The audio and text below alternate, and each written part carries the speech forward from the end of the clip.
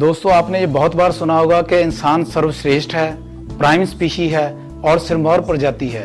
सिरमौर होते हुए, प्राइम होते हुए, सर्वश्रेष्ठ होते हुए हम ऐसे काम कर रहे हैं जिनसे नेचर बर्बाद हो रही है, और वहीं दूसरी तरफ कुछ ऐसी प्रजातियां हैं जिनका अगर हम कंट्रीब्यूशन देखें तो हमें अपने कामों पर शर्म आएगी। दोस्तों, हम क्या कर रहे हैं और वो कैसे कंट्रीब्यूट कर रहे हैं, इसको जानने के लिए बने रहिए मेरे साथ वीडियो के अंत तक। स्वागत करता हूं आपका हमारे चैनल दिमाग खोल पर। यहाँ हम टाइम टू टाइम नेचर से रिलेटेड और माइंड डेवलपमेंट की साइंटिफिक एंड ऑथेंटिक जानकारी आपको प्रदान करते हैं। अगर आपने चैनल सब्सक्राइब कर लिया तो धन्यवाद। अगर अभी तक चैनल सब्सक्राइब नहीं किया तो इसे कर लीजिए, क्योंकि हम इस पर ऐसी ही इंपॉर्टेंट जानकारियां आपको प्रदान करते रहते हैं। चलिए बात करते हैं कि मैं किन प्रजातियों की बात कर रहा हूं और हमारे कौन से काम है। इसको समझने के लिए एक ही छोटी सी एग्जांपल काफी है कि हमें अपने घरों से बहुत प्यार है, और आपने देखा होगा कि सारी जिंदगी इंसान जो है वो अपने घर की तरफ केंद्रित रहता है। उसकी अपने घर के साथ भावनाएं जुड़ी रहती हैं और वो अपने घर को बेहतर बनाने में कई बार पूरी जिंदगी व्यतीत कर देता है।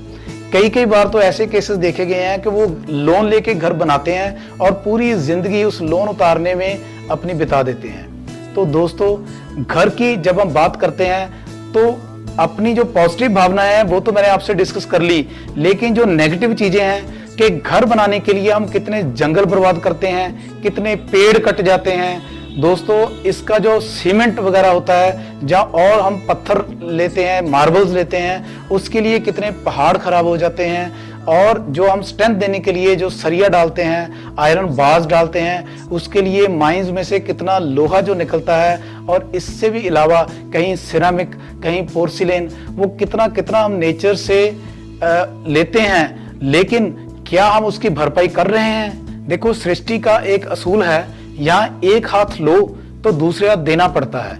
अब वैसे भी अपनी जनरल लाइफ में देख लीजिए, अगर आप कहीं पर जॉब करते हैं, आप वहां पर कंट्रीब्यूट करते हैं, तभी तो आपको सैलरी मिलती है।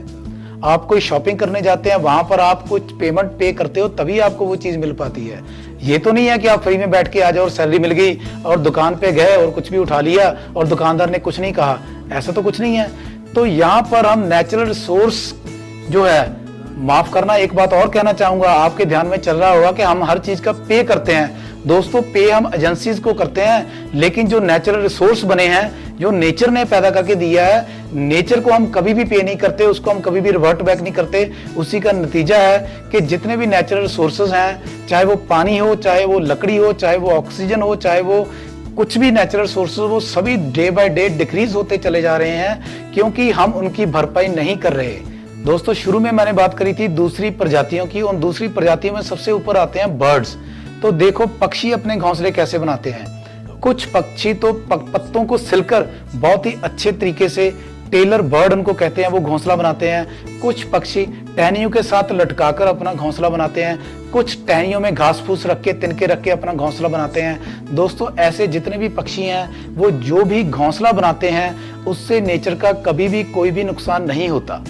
और दूसरी बात, जब हम घर बनाते हैं, एक तो हम नेचुरल रिसोर्सेज को वेस्ट करते हैं, और दूसरा हमारी कितनी वेस्टेज होती है। आपने देखा है कि बड़े बड़े जो महानगर हैं, उनके बाहर कितने बड़े ढेर लग चुके हैं। जो हमारी वुडन वेस्टेज होती है, प्लास्टिक वेस्टेज होती है, पोर्सिलिन वेस्टेज होती है, प्लास्टर ऑफ पेरिस की वेस्टेज होती है, वो वेस्टेज कहीं भी रीयूटिलाइज नहीं हो पाती। तो अगर हम बर्ड्स की तरफ देखें तो उनके घोंसले जब भी वो बनाते हैं, उनकी कार्यशैली ऐसी है कि कोई वेस्टेज होती नहीं है। अगर वेस्टेज हो तो भी वो खाद के रूप में परिवर्तित हो जाती है। अब बात करते हैं कुछ ऐसी स्पीशीज की जो कि बिल बनाकर रहते हैं। दोस्तों, बिल जो बनाते हैं वो भी मिट्टी ही खोते हैं, और मिट्टी कभी भी वेस्टेज नहीं होती, कूड़ा करकट नहीं होती। और बिल बनाने से उनके घर बनाने का पर्पस तो सॉल्व होता ही है, साथ में जो धरती का नाइट्रोजन साइकिल है वो भी रिपीट होता है, जिससे हमारी धरती उपजाऊ बनती है और हम धरती से फल फ्रूट व सब्जियां उगा पाते हैं। हमें घर बनाने के लिए कुछ स्किल्ड लोग चाहिए, इंजीनियर चाहिए, ठेकेदार चाहिए, आर्किटेक्ट चाहिए, और ये सभी पढ़े लिखे और अच्छी क्वालिफिकेशन वाले लोग होते हैं। दोस्तों, ये सभी मिलकर नेचुरल रिसोर्सेज की वेस्टेज को कम नहीं कर पाते, और वहां बर्ड्स अपना घर खुद बनाते हैं। उनको किसी भी आर्किटेक्ट की, किसी भी इंजीनियर की जरूरत नहीं, और वो कोई भी नेचुरल चीज जो है वो वेस्ट नहीं करते हैं, और उनकी वेस्टेज कभी भी कूड़ा करकट नहीं होती है। अब हम कहेंगे कि हमें अपने घर तो ऐसे बनाने ही पड़ते हैं, क्योंकि हमें भूकंप से बचना होता है, अर्थक्वेक से बचना होता है, आंधियों से, तूफानों से बचना होता है, बारिश से बचना होता है। तो मैं कहता हूं कि आज तक अपने बारिश में कितने घोंसले बिखरे हुए देखे, आज तक आपने भूकंप में कितने जो घोंसले हैं वो टूटे बिखरे हुए देखे। दोस्तों, वो इस हिसाब से होते हैं कि आंधियां भी उन्हें कुछ नहीं कर पाती, भूकंप भी उन्हें कुछ नहीं कर पाते, और भी जो मैक्सिमम नेचुरल डिजास्टर हैं वो उन घोंसलों का कुछ नहीं बिगाड़ पाते। वो अपने बच्चों को बहुत ही आराम से पैदा करते हैं और उनको बड़ा करके वो नेचर में कंट्रीब्यूट करते हैं। लेकिन हम चाहे कि भूकंप फ्री, अर्थक्वेक फ्री, और चाहे कि हम दूसरे कई सारी इंजीनियरिंग लगाकर अपने घरों को बनाते हैं, लेकिन फिर भी भूकंप में आप देखो कि शहरों के शहर उजड़ जाते हैं, आंधियां तूफान आते हैं, सुनामी आती है तो शहरों के शहर उजड़ जाते हैं, कितने घर बिखर जाते हैं, कितने घर जो बह जाते हैं, और कितना हमारा जान माल का नुकसान होता है। अब सवाल पैदा होता है कि क्या हमें ऐसे घर नहीं बनाने चाहिए?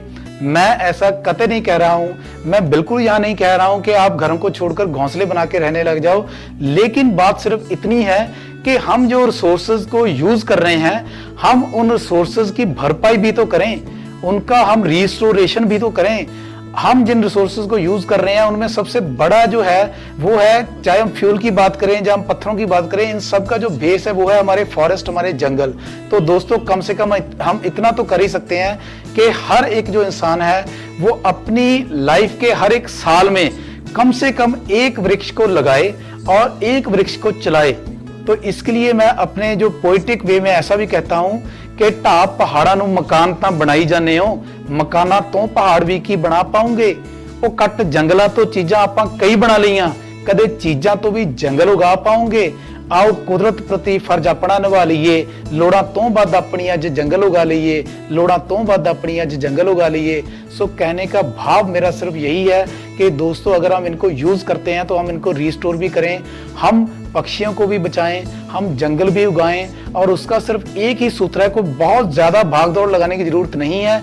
एक ही सूत्र है, एक ही फार्मूला है, एक ही पॉइंट जो मैं बार बार आपसे कहता हूं कि कम से कम हम एक वृक्ष एक साल में लगाएं और उसे चलाएं।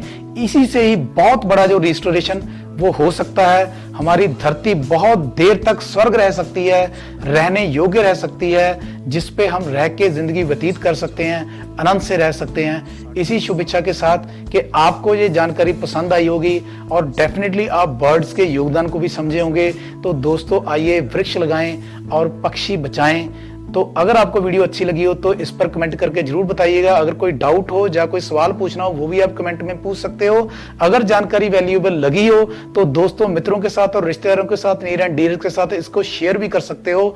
दोस्तों, इसी शुभ इच्छा के साथ कि आप इस जानकारी को अपनी लाइफ में यूज कर पाएंगे, लाइफ को चेंज कर पाएंगे, मैं आपका दोस्त डॉक्टर अमनदीप सिंह आपसे इजाजत चाहता हूं। धन्यवाद।